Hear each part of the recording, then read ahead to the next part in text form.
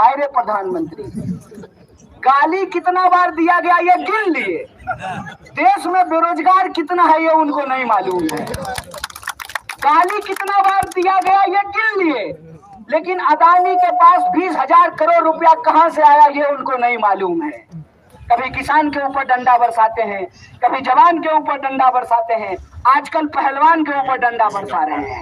मैं आपको भाजपा के अध्यक्ष जेपी नड्डा की तरह ये नहीं कहने के लिए आया हूं कि अगर आप वोट नहीं देंगे तो आप प्रधानमंत्री के आशीर्वाद से वंचित रह जाएंगे। काहे भाई, प्रधानमंत्री भगवान है। कि प्रधानमंत्री कब से आशीर्वाद देने लगे? हमारे वोट के टुकड़ों पर पलने वाले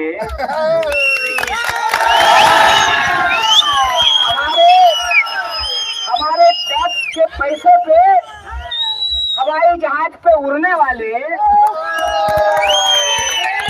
हमारे टैक्स के पैसे से वास्को डिगामा की तरह दुनिया का चक्कर लगाने वाले, हमारे टैक्स के पैसे से 20,000 करोड़ का घर बना करके राजा जैसा महसूस करने वाले। अरे तुम कौन होते हमको देने वाले भाई? हम तुमको देते हैं, तुम हमको नहीं देते हो, भूलो मत। ये जो भाजपा का अहंकार है, इस अहंकार को आपको समझना पड़ेगा। एक तरफ भाजपा के अध्यक्ष कर्नाटक के लोगों को कह रहे हैं कि आप अगर वोट नहीं दीजिएगा तो प्रधानमंत्री के आशीर्वाद से वंचित रह जाइएगा, और दूसरी तरफ जय शाह का पप्पा पहचानते हैं कि नहीं?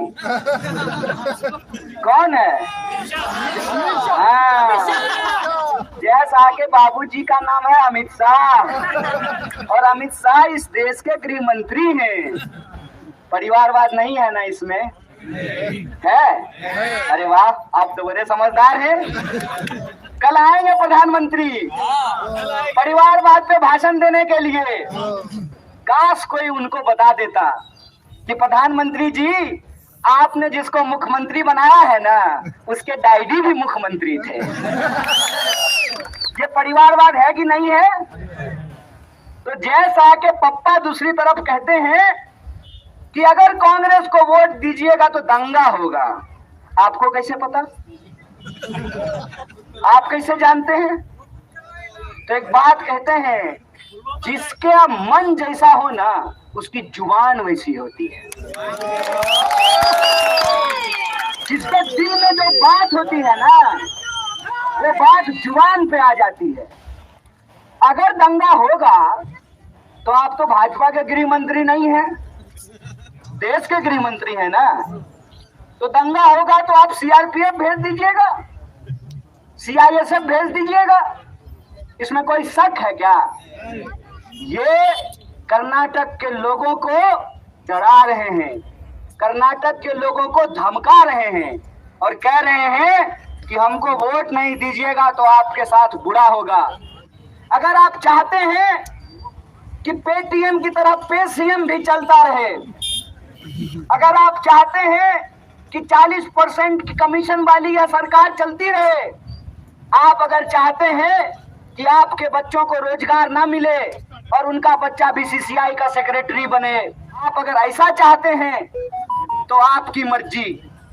लेकिन अगर आप इस बात से नाखुश हैं, 40% की सरकार हम नहीं चलने देंगे। आप अगर चाहते हैं कि 40% की सरकार को वापस करना है, अपने बच्चों के लिए रोजगार की व्यवस्था करनी है, हमारे घर में भी बिजली के बल्ब जले, हमारे घर में भी फिर से 500 रुपए में सिलेंडर मिले, किसानों को आत्महत्या नहीं करना पड़े, तो आपको इस सरकार को बदलना पड़ेगा। आप बता दीजिए, आप इस सरकार को रखना चाहते हैं कि बदलना चाहते हैं? बदलने वाली तो आवाज थोड़ी और बुलंद होगी ना। बदलना चाहते हैं? हाथ उठा के बताइए।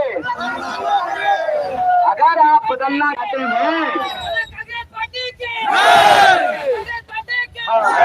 धैर्य रखिए। और मैं झूठ नहीं बोल रहा हूँ, क्योंकि मैं देश का प्रधानमंत्री नहीं हूँ। मैं सच्चाई से आपको बता रहा हूँ, मैं सच्चाई से आपको बता रहा हूँ कि मुझे सब लोगों ने कहा कि इस बार कर्नाटक में सीधी लड़ाई भाजपा और भारतीय राष्ट्रीय कांग्रेस के बीच है। पिछली बार कर्नाटक के चुनाव में आप लोगों ने देखा कि कांग्रेस पार्टी को पूर्ण बहुमत नहीं थी। कांग्रेस पार्टी सबसे बड़ी पार्टी थी। फिर क्या हुआ? फिर सूटकेस लेके घूमने लगे, नहीं, चोरी करने के लिए। उसका क्या उपाय है? उसका उपाय है कि देखिए, हिमाचल के एमएलए हमारे साथ बैठे हुए हैं, इनको कोई नहीं खरीद पा रहा है। मतलब समझ रहे हैं कि जब दे ही रहे हैं ना, तो इतना दिल खोल के दीजिए कि कोई सूटकेस नहीं चलने वाला है। समझे बात को? आर या पार, जब दे ही रहे हैं तो एक एक वोट देंगे, एक एक सीट देंगे कि 10 तारीख को यह तय हो जाए कि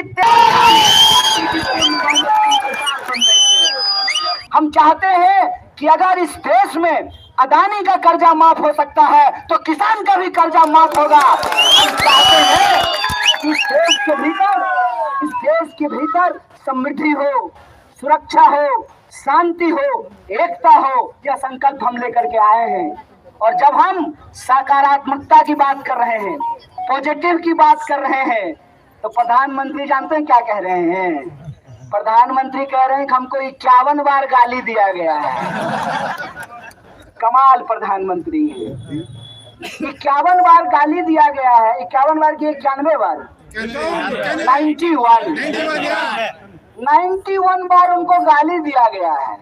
हाय रे प्रधानमंत्री, गाली कितना बार दिया गया ये गिन लिए? देश में बेरोजगार कितना है ये उनको नहीं मालूम है। गाली कितना बार दिया गया ये गिन लिए, लेकिन अदानी के पास 20,000 करोड़ रुपया कहां से आया ये उनको नहीं मालूम है। झूठ का भी ना एक सीमा होता है, झूठ की भी एक सीमा होती है, और इनका झूठ आज लोगों की नजरों के सामने आ गया है। क्या कहते थे जब 2014 में ये चुनाव प्रचार करते थे? मैं तो आप लोगों को कहूंगा कि कल आ रहे हैं, जाने की जरूरत नहीं है। पुराना कोई भी भाषण आप मोबाइल पे देख लीजिएगा, ये आदमी 9 साल से टेप रिकॉर्डर की तरह वही बोले जा रहा है। क्या कहते थे? कहते थे कि 100 दिन में हम काला धन लेकर के आएंगे। काला धन तो नहीं आया, गुलाबी धन आ गया है। 2000 का नोट कहाँ गया काला धन? और अगर काला धन है तो ये बोले थे ना कि काला धन आ जाने के बाद सबके खाते में 15 लाख आएंगे। अडानी को आपके खाते में तो नहीं आया है, अदानी के खाते में जरूर पहुंच गया है।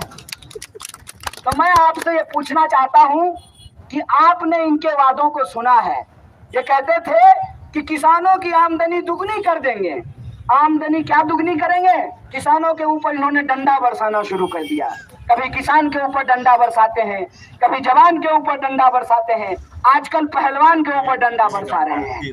इसीलिए इनके झूठ के अंत का समय आ गया है।